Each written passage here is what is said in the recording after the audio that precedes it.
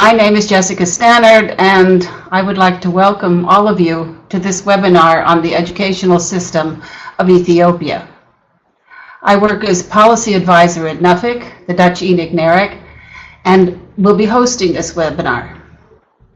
This webinar has been organized as part of the Erasmus Plus project REACT, Refugees and Recognition, and is the second in a series of 5 webinars that will be given in the coming months. Our presenters today are colleagues from NOKUT, the Norwegian Agency for Quality Assurance and Education, Erik Audensen and Monica Hatle Larsen. Both Erik and Monica work as senior advisors at NOKUT. As part of the REACT project, Erika and Monica have written a country briefing on Ethiopia. This country briefing provides an overview of higher education in Ethiopia and recommendations for the evaluation of credentials of refugees, displaced persons, and persons in a refugee-like situation from Ethiopia. The presentation that Erik and Monica will be giving today is based on the country briefing. Before getting started, I would just like to say a few words about the REACT project. This project builds on the first part of the recently completed Refugees and Recognition project, the goal of which was to develop a common methodology for the recognition of refugees' qualifications. And in addition to testing that methodology further, an important activity of the current REACT project is to publish country briefings and offer webinars on the educational systems of Iran, Ethiopia, Somalia, Venezuela, and the Democratic Republic of Congo, and provide recommendations on the evaluation of refugee qualifications coming from these countries. Project partners are the ENIC-NERIC offices located in Germany, Ireland, Italy, the Netherlands, and Norway. Norway is responsible for coordinating the project. We want to reach as many stakeholders as possible, so the country briefings will be made available on the project website. And all of the webinars, including this one, are being recorded, so these recordings will also be published on a YouTube channel associated with the project. The country briefing on Iran has been posted on the website, and the recording is available as well. The country briefing on Iran was given last week, or the webinar on Iran was given last week, as some of you may know. Just 2 more things that I would like to mention about today's webinar. After Erik and Monica have given their presentation, we will open up the floor for questions and answers. Please wait until they're finished with their presentation to ask any questions, and you can use the chat function in the bottom right-hand corner of your screen to ask them questions. And after the Q&A, we would be very appreciative if you could fill in a short survey, only 4 multiple choice questions, to get your feedback and help us improve the country briefing webinars. Okay, thanks for your attention, everyone. I'll now turn my microphone off and give the floor to Monica and Erik. Okay, good luck. Good morning and welcome to this webinar about the Ethiopian education system. My name is Monica. I'm some background about the country, and then my colleague Erik will take you through the education system. Ethiopia is a landlocked country in the northeastern part of Africa, known as the Horn of Africa. It is one of the world's oldest countries, and it has a population of approximately 105 million. 85% of the population live in the countryside and make their living from farming. There are around 80 different ethnic groups in the country, and 4 of those groups makes up 3/4 of the population. That would be the Oromo, Amara, Somali, and Tigrayot. And as you may see from this map, Ethiopia is quite a multiplex country. For 2 decades, the country has had a war and a conflict with their neighboring country, Eritrea. When the new Prime Minister, Abiy Ahmed, was sworn in April last year, he said that he wanted to change the country from the inside out and change it fast. Even though the Oromo is the largest ethnic group, it is a group that has long been marginalized. And this is actually the first time Nlumo has been chosen as a prime minister, which makes him an embodiment of the country's mixture. The reconciliation process with Eritrea has started, and with that, a process of change.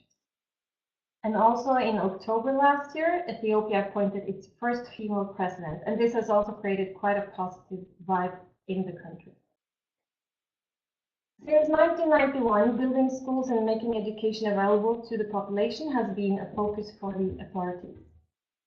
A majority of the instructors are lacking education, thus making the quality of instruction a challenge. And I will conclude this part with two nice-to-know bits of information. Until 1995, Amharic was the language of instruction of primary schools, but now we see that in many areas this has been replaced by regional languages such as Urmifa, Somali, and Tigrinya. And please also note that the Ethiopian calendar differs from the Gregorian calendar, and as Erik will show you later, you might find dates from both calendars in official documents. And now I give the floor to Erik. Hello all. As you can see on the screen now, this is a chart of the educational system of Ethiopia as of 2012-13. You have the primary schooling here, that's 8 years. You have 2 years of general secondary education, and then you have a choice between preparatory secondary education or senior secondary education, that's 2 more years, or the technical vocational education and training sector. If you go through the preparatory secondary school, you enter into higher education. And we'll get straight on to the qualifications for secondary education, shall we? Now, the old qualification for secondary education was the Ethiopian Higher Education Entrance Qualification Certificate, or the EHEEC. This was taken up to 12 years of schooling. It allowed admission to higher education, either public or private institutions, depending on the score you had in the examination itself. Now, before the 2003-2004 reform, this was an 8+4 system of education, so primary school and secondary school. After the reform, it's a 8+2+2 system. So 8 years of primary, 2 years of junior secondary, and then senior or preparatory secondary education. At the time, up until 2011-2012, you had to pass 4 subjects, though you had 4, 5, or 7 subjects on the exam itself. As I said, the access requirements to higher education depended on a score given as a result of your exams. If you passed above the deadline or the cutoff point set by the Ministry of Education, you had a chance to enter a public institution. If you scored below that cutoff point, you were expected to either go into private institutions or not into higher education at all. Here you see an example of the older Ethiopian Higher Education Entrance Qualification Certificate issued by the then National Organization for Examinations, NOE. And on the bottom you'll see a rather interesting text. The grade level indicated on the certificate is not valid. That's because the maximum amount here, 500, might not be the maximum for that year. We've seen pupils with a higher maximum than 500 and 400 and 600, for example. So they apparently just used the numbers on the old papers and used the stock of papers until they're gone. Now, today you have the Ethiopian University Entrance Examination, or the EUEE. This is taken after 12 years of schooling, so no different there. You access both public or private higher education. This is given as a result of the 2-year senior secondary or preparatory school.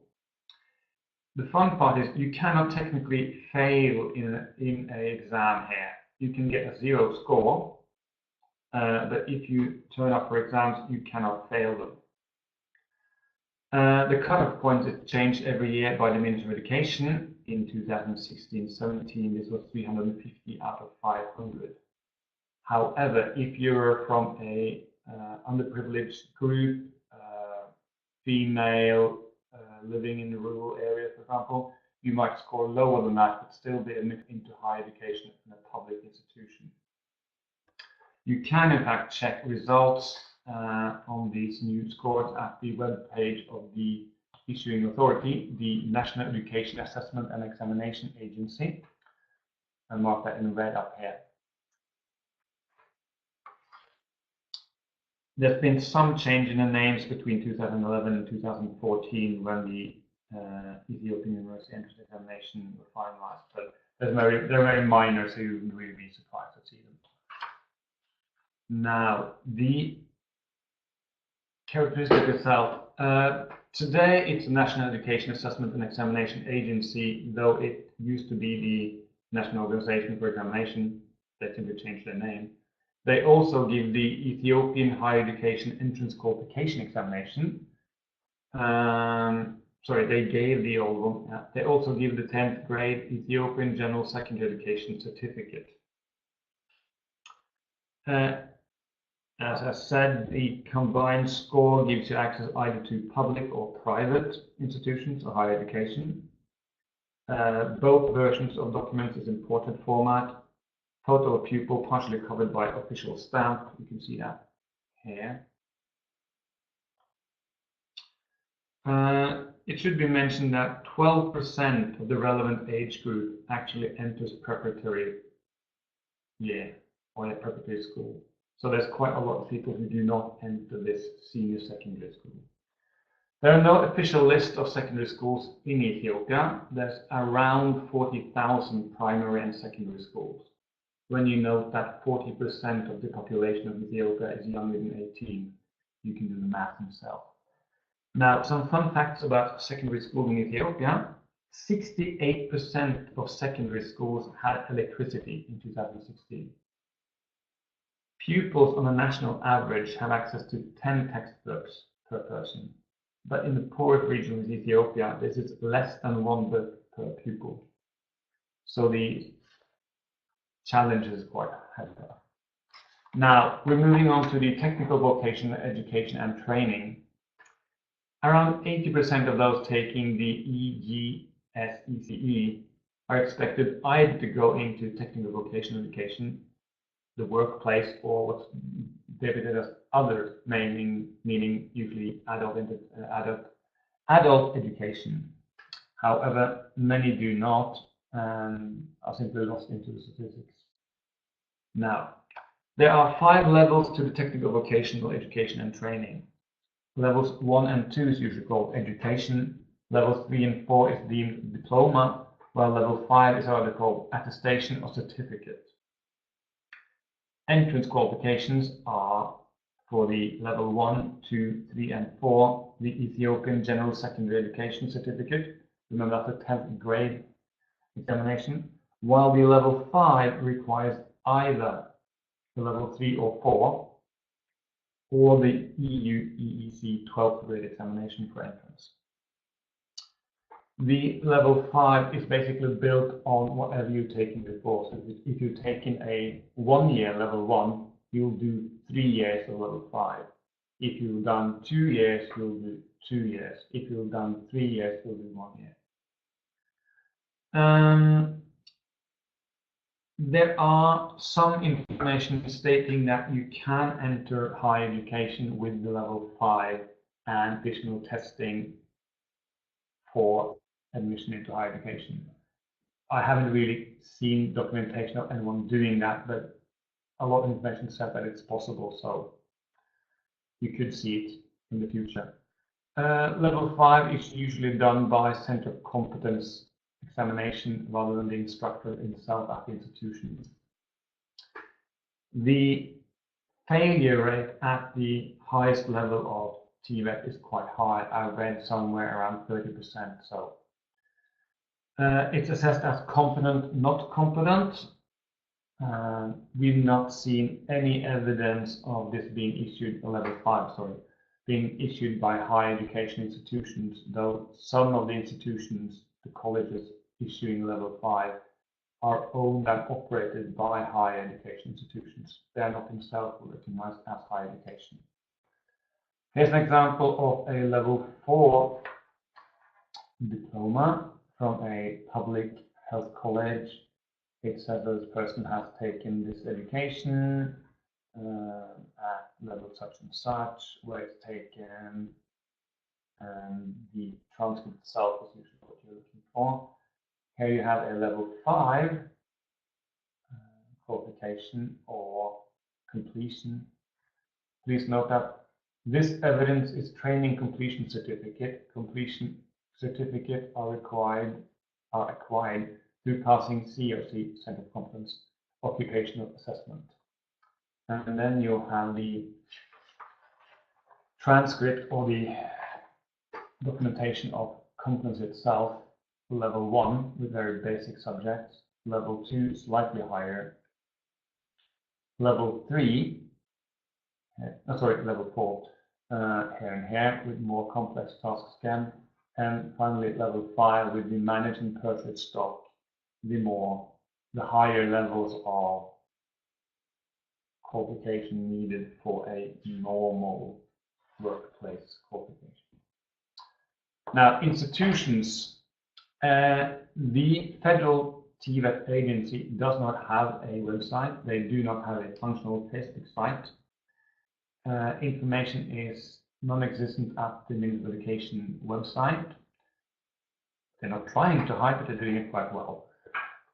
So information is by other sources. You can either check regional TVET agencies or regional educational bureaus. There's not that much information there, there's some. You can try the Ethiopian Private Higher Education and TVET Institutions Association. This is of course, the private institutions of the TVET and public higher education sector. But in all, there's not that much information on the national level for this education, other than plans, laws, statistics, and so on. There's about 1,500 TVET institutions today. There's a 6-to-1 ratio in public-private. Interesting enough, out of the 310,000 people enrolled in TVET in 2016, 90% are enrolled in public institutions. Higher education, and we're moving backwards in time to the diploma education. This is the pre-reform, that's pre-2003 reform. Qualification offered at higher education institution as part of ordinary higher education. The access requirement was the then Ethiopian Higher Education Entrance Qualification Certificate. You accessed further studies, usually the undergraduate or bachelor's level. The length of the qualification was 2 to 3 years. You had 15 to 18 credits per semester for full-time students, so that's around 70 credits for 2 years.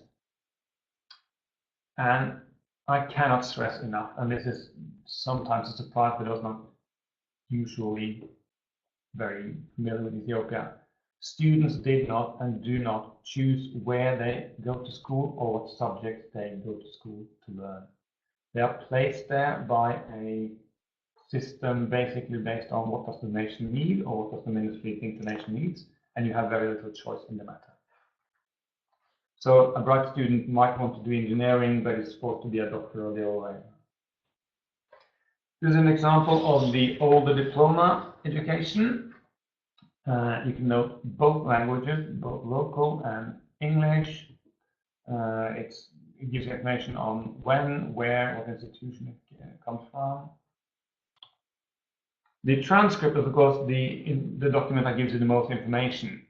Here you'll see issuing institution, you'll see what has been given, in this case a diploma, awarded, and date, in what major, marketing management. You'll see admission classification, regular, meaning that the person has taken this as a full-time student. Medium instruction, English. Name, ID number, sex or gender, date of birth, in this case in the European calendar. Possibly. You'll see some differences there along the way. Date of admission, September 2001. You'll see the 2 calendars used here, 1994 in the Ethiopian calendar and 2001-2002 in the Gregorian or European calendar. Course codes being 1 for year 1, 2 for year 2.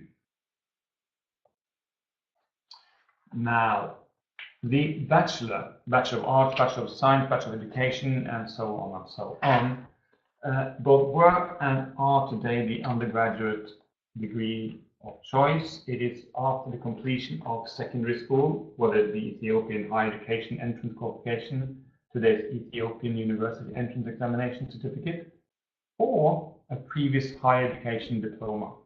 There are still thousands and thousands of students entering undergraduate studies on the basis of diploma taken before 2003, 2005, 2006, something like that. So the access possibilities are a master's degree. There are, of course, fewer master's degrees than undergraduate bachelor's degree, but that's usually the case. Official duration today is between 3 and 6 years.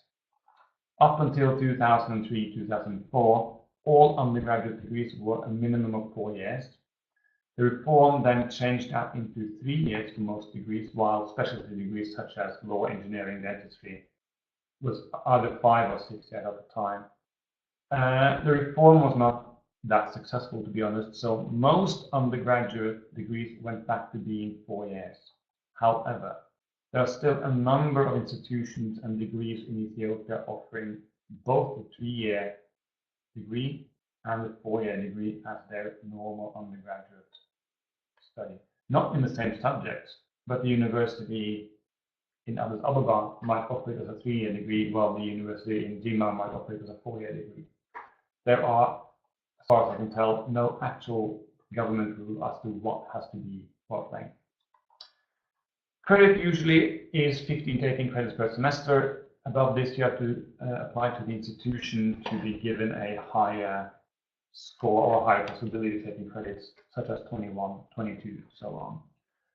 For part-time students, the maximum credit in usual studies is 9.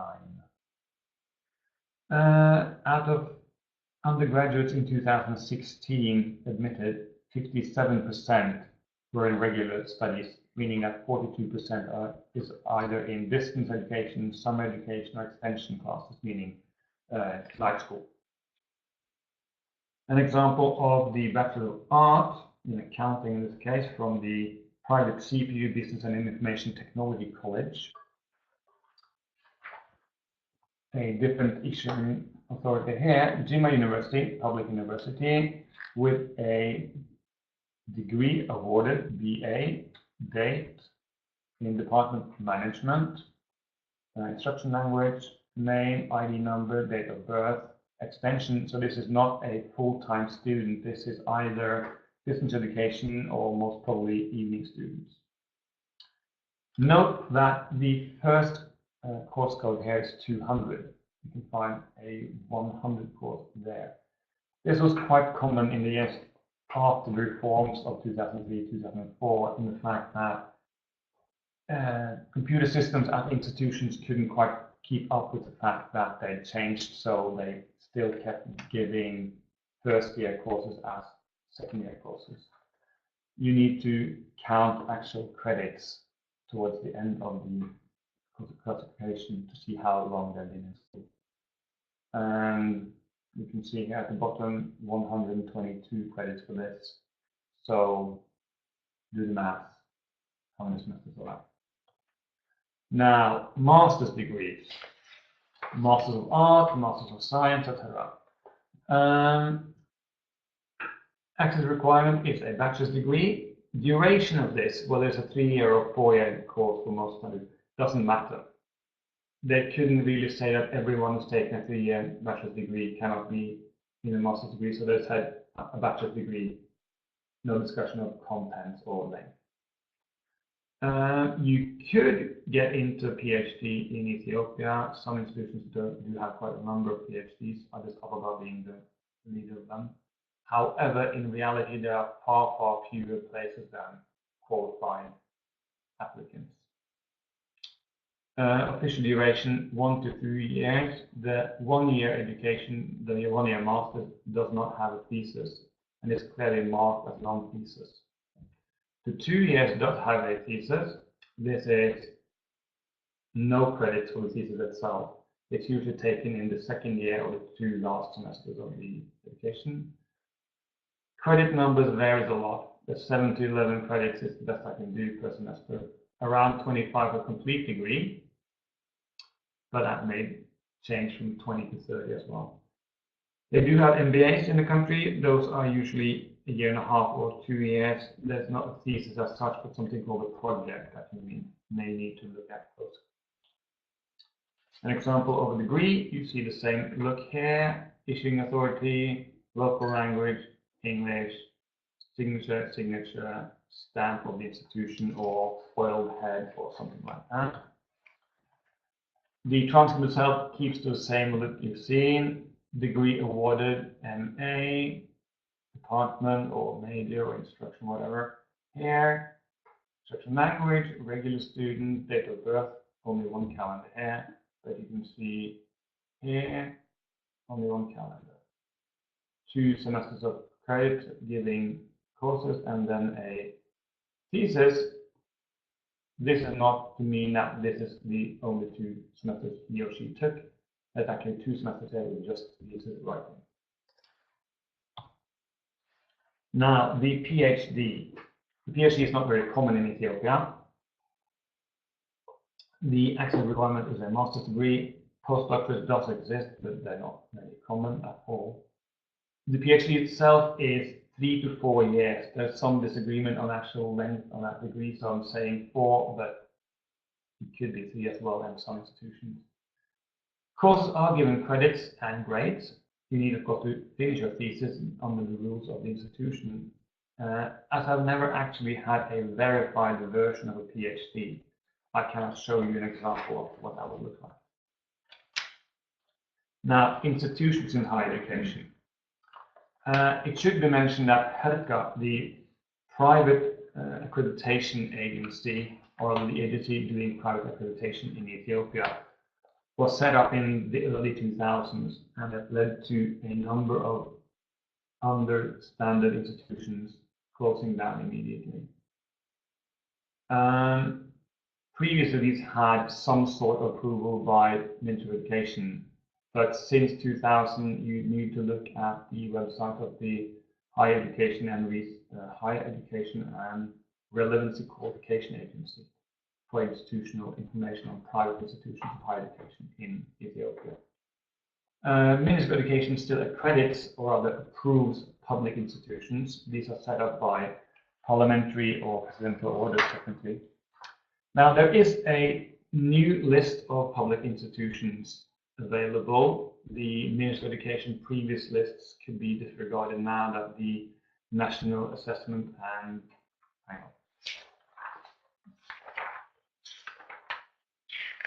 shorter names, of course. The National Education Assessment and Examination Agency have a list on their websites on 45 public institutions. I've seen claims of 50 public institutions. I know that at least 3 institutions not under the Ministry of Education. So are we talking 45? Are we talking 50? Are we talking 52, 48? Somewhere in the vicinity of 50 anyway. The private institutions are accredited and listed at the website of HEDCA. That website has been down since November, I think. You can, however, use the wonderful archive.org and the Wayback Machine to look at all accreditations given to an institution that's currently accredited in Ethiopia. There's about 100 private institutions giving higher education in Ethiopia today. 2 of them have university status. There's about 860,000 enrolled in higher education on all levels in Ethiopia. Private institutions lost the right to give masters in law and medicine in the 2009 reform. And from 2009 on, undergraduate studies have an emphasis on technical subject when 70% of all enrolled must be in a technical subject. Now, there's no national format on the characteristics of higher education. It's just that everyone feels the same way about how they actually look. You've seen the transcripts already. That's common for all institutions, both private and public. On the transcript, you see information on both admission, form of study, subjects, course codes showing year and often semesters, not always, grades, qualification given, exemptions, and so on. Exemption used to be quite common when you had diplomas as the basis for education. It's not as common now. Most higher education institutions use an A to F scale, some using the A plus A minus version. Lowest passing grade being D. Now on to some resources and links. I've already mentioned the list of public universities. The headcast site is of course down, but use the Wayback Machine. I'll talk about that later on. Both the American VMIT have the Ethiopian country profile, as does MAPIC. And for some evaluation tips and recommendations, in our experience, transcripts are usually easy to get issued. If the original transcript is issued with the wrong date of birth, it is easy to get a new one issued with the correct date of birth. But you should note that if a person hasn't paid all fees, there might be a problem getting the documentation issued. In secondary schools and in higher education, English is the medium of instruction. And we should say something about the naming system. The naming system in Ethiopia is a bit different from a European system. The grandfather's given name is often taken as the family surname, and a person's full name consists of their own given name, plus the father's given name, plus the grandfather's given name. And back to the calendar that I mentioned in the beginning, there are many converters available online, but we have listed one here that might be of use to you. And my final shout out is to the EAR manual and the fact that if you suspect fake forged documents, there is unfortunately very few institutions having databases and so on. So your best choice is to contact the registrar at the institution. Keep on sending emails, keep on calling. It does take time, especially in smaller public or private institutions in the poorer versions or poorer states in Ethiopia. It may take a lot of time. Your best friend on the internet is the Wayback Machine on the archive.org. This lets you look at the history of more or less every web page there is in the world. I use it every day, and I'm still amazed at the information I can find in countries where you wouldn't think you could find anything. So give that a shout out. We've introduced a couple of references here, a small bit of information. There is now 2 educational ministries in Ethiopia. As of November, there's a Ministry of Science and Higher Education with its female minister, by the way. The webpage MOSHE is not operational. It's badly mistaken somehow. There is a Facebook page where they do give out quite a lot of information, but I've yet to find any mandate given to them as such. There's a couple of reports we've included here. There's one by the Educam Foundation on Tibet. There's statistics by the Ministry of Education itself, and some information on the Act itself. And with that, we'll say for now, bye-bye, and Jessica, the floor is yours.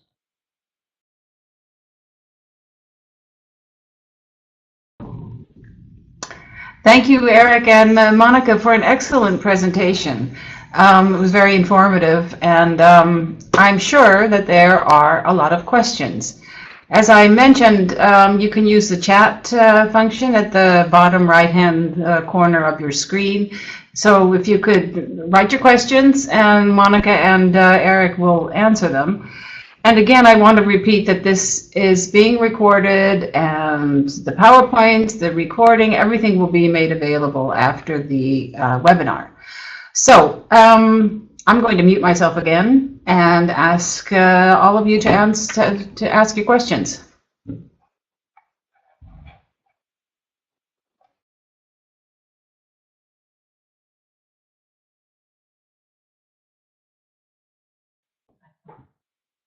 I can see somebody typing.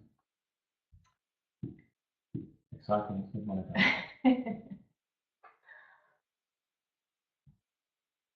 And I stopped typing. Oh well.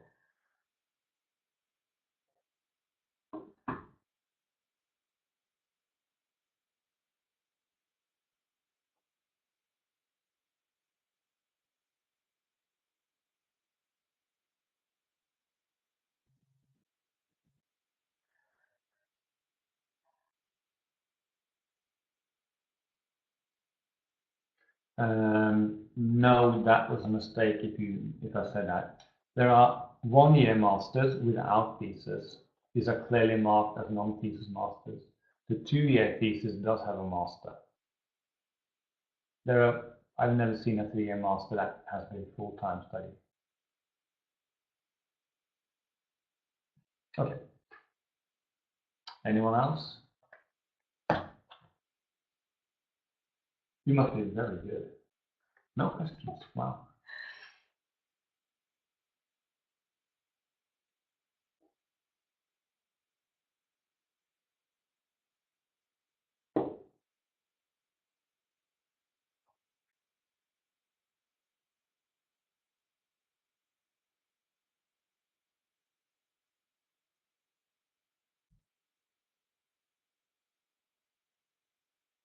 Two people at once.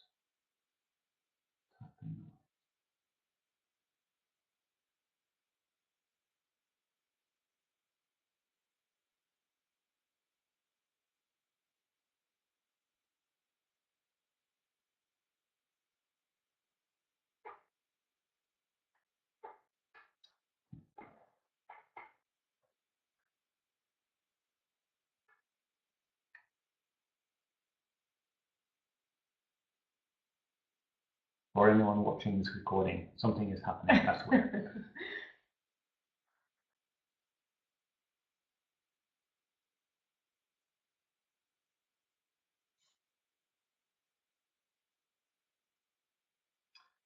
Question about the EUEE 7 subjects. As far as I know, if you actually turn up for your exam, you do your exam in all 7 subjects.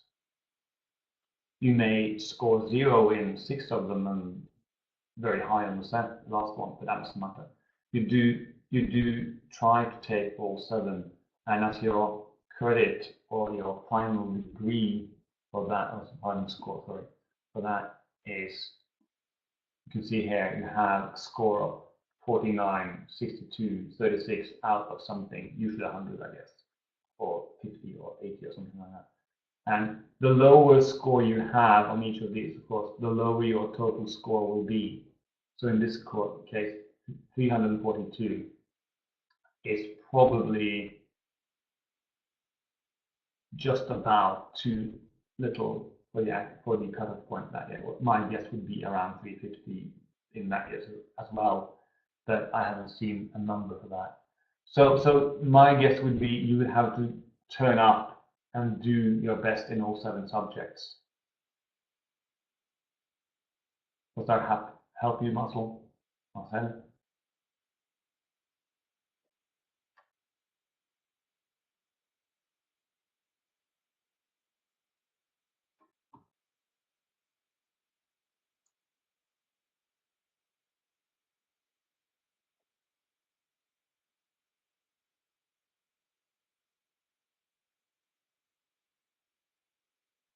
Celia, yes, it's true for higher education. It's not as true for secondary education, though secondary schools, senior secondary preparatory schools, are fewer than other schools. So if you live in a rural area, you would have to move to go to school.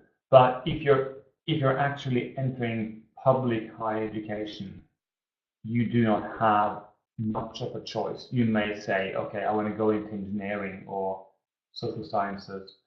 The minister say, okay, you can go into engineering, that's no problem, but you have to move to those other countries. So they express preference for place and degree, but they don't actually choose. Ulvi, the maximum quote. My answer to that is I don't know it's 100. I would guess in many cases no, because you can see, you can see here that 345, in 2016 it was 350 out of 500. If you have 7 subjects, you can't have 100 times 7 be 500. So, no.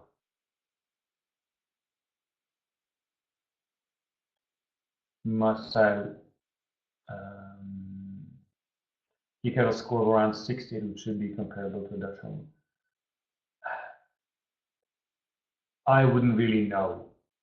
While I do work with credentials from the Netherlands, I'm not that good at secondary school results, so I couldn't really compare to Harvard or not. Sorry.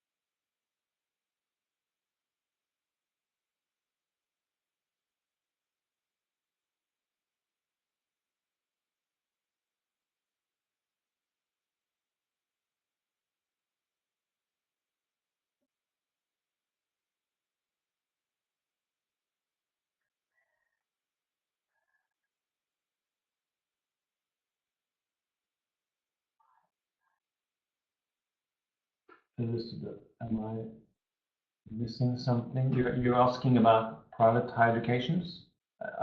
Private higher education institutions. Yes, all private higher education institutions in Ethiopia are accredited by the Higher Education Relevancy and Qualification Agency, or HERCA. I've included, information on them.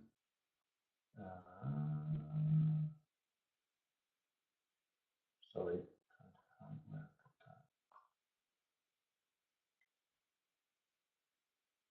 Here. Now, their website is currently down, but if you use the link either here or go through the website, the archive.org, you can find all the versions of their database. The database goes back to 2002, I think is the older qualification I've seen.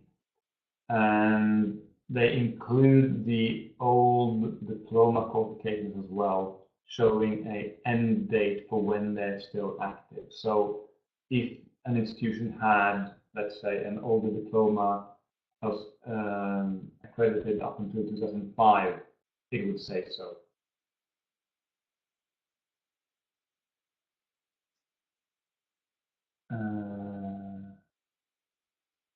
Marcel, let's see if I understand the question correctly. Is it still possible students can only show a transcript of a few years and they tell us I couldn't get my certificate or diploma at school, but I passed at secondary school? I feel it's some students or applicants can of course lose their qualifications. That's something Monica sees well constantly. But if you pass a national exam in Ethiopia, either the old secondary school or the new secondary school documentation, you should have some sort of documentation, and it should be possible for ministries, etc., to find you in the system. Monica, you want to add to that? Or? No, you're right. Secondary school or other transcripts, I shouldn't be a problem to get it, but of course. But Marcel, are you asking about refugees or are you asking about general? You're asking about refugees. Okay. Monica, take it away. Yes, we experience here at NOKUT, we experience a few of those from Ethiopia as well, that they come to Norway as refugees and they say that they don't have any documentation, or they don't want to contact the government or the authorities in order to get documentations. What we do is that we refer them to special recognition procedures for persons without verifiable documentation, which is an interview-based procedure. So to us, that's not a problem, actually. We can validate them through the interview. Or not. Or not. More questions? Anyone?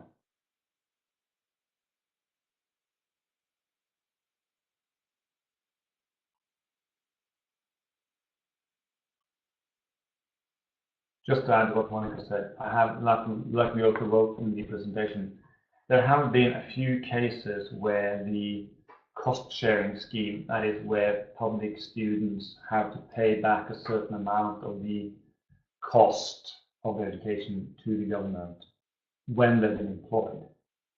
If they're unemployed, they don't have to pay because there's no money. I've seen a couple of cases where they had not fulfilled their cost sharing scheme obligation, and where the university were reluctant to issue transcripts based on that, and we only issue a temporary certificate, not a permanent certificate. But it's rare, to be honest. I gut feeling says that there's not as much of that now as there was in the beginning. Whether that's because it didn't really work or not, I don't know.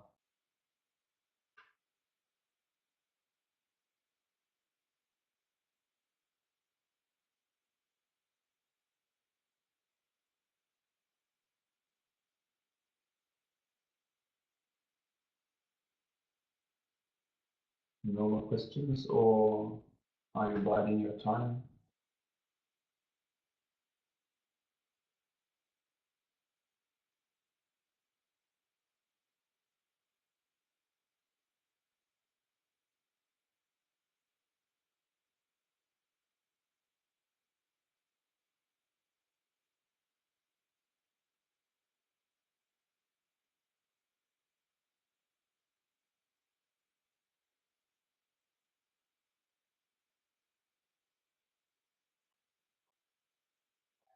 Okay, someone is writing a question? No.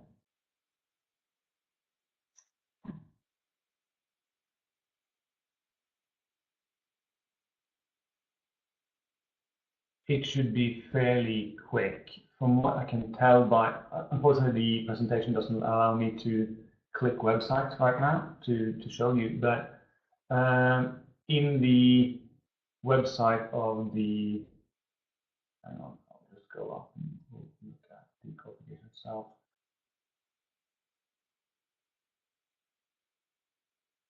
Here, on this page at the website of the issuing authority,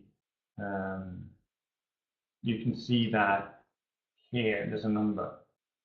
If you punch that number into the website, you can check the result directly. From what I can tell, results are presented online fairly quickly. I'd say within a couple of months.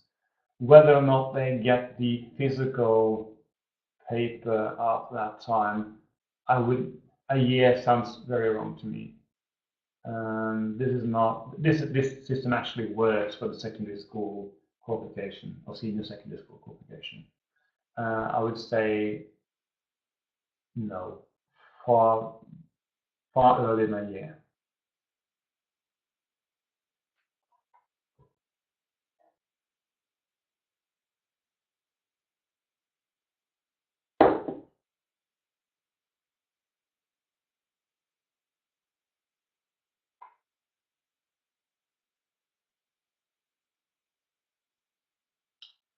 Yes, they do.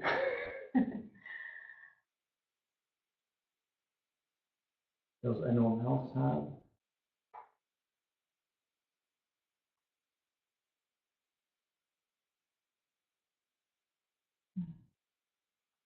Okay, so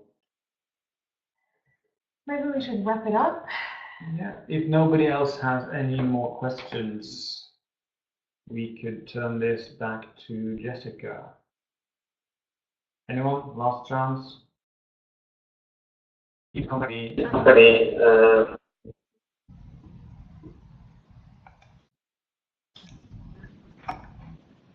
I'm back again. I think that I get the impression that there are no more questions. But if there are, I'm sure that Eric and Monica won't mind if you get in touch with them. I want to thank our presenters for an excellent presentation, and also all of the participants for joining us this morning and for your active participation in the chat. I hope that you've learned a great deal. I certainly have. I wanted to say our next webinar will be on the educational system of Somalia, and it will be given by colleagues from the German NEREC. That will be on February 28th at 10:30 a.m. So tune in and you can watch the third in this series of webinars. My last request is that you fill in this survey. It should be simple to fill in. It's very short, 4 short questions, and it helps us, as I said, to get some feedback on the webinars. I'll keep the webinar room open for about 4 more minutes, and then, but I'll sign off. Okay, thank you, everybody.